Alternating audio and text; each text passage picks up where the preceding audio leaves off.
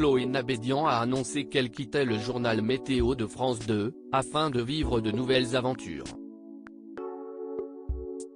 Pour ce choix mûrement réfléchi, elle a pu compter sur le soutien indéfectible de son mari Julien, à ses côtés depuis 14 ans. Des confidences inédites faites à Closer ce jeudi 29 décembre 2022. Pas si facile d'être Miss Météo. Il ne suffit pas d'avoir quelques connaissances météorologiques ou de savoir placer quelques noms de villes sur une carte. Être passionné par l'environnement et le climat, s'y est inclus. D'autres qualités sont aussi nécessaires pour présenter un bulletin météo digne de ce nom, être confiante face à la caméra, bien articulée, être pédagogue, et bien sûr, ne pas oublier de sourire. Certaines Miss Météo nous accompagnent au quotidien depuis des années. Elles deviennent alors un personnage de notre quotidien, et certaines y vont de leur signature, comme Evelyne Delia et ces mots qu'elle prononce avant chaque bulletin météo.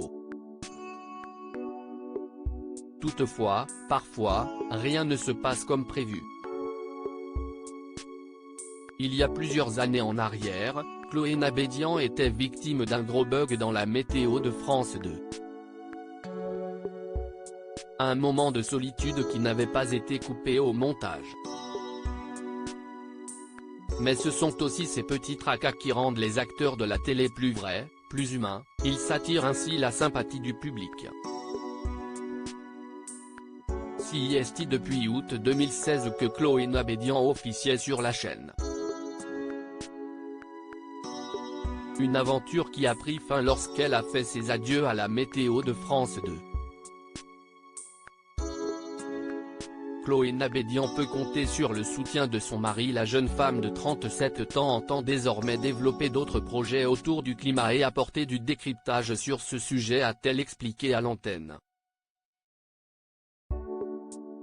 Une nouvelle vie commençait dès cette année avec une toute nouvelle émission, À la vie, à la terre, diffusée sur TV5 Monde, et avec un livre publié en octobre 2022, Les grands mystères de la nature.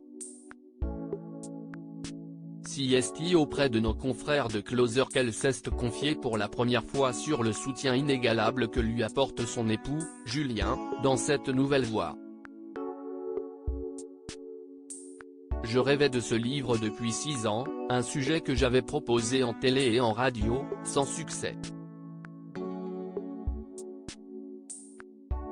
C'est pourquoi je les mentionne, lui et Augustine, comme un clin d'œil, une façon de boucler une boucle avec les deux personnes qui sont extrêmement importantes dans ma vie, comme une sorte de protection pour cet ouvrage, détaille celle qui a été touchée par le message d'un acteur international.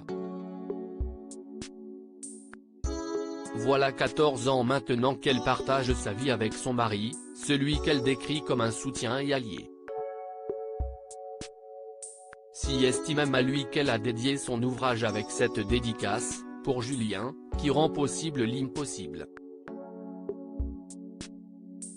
Une jolie preuve d'amour.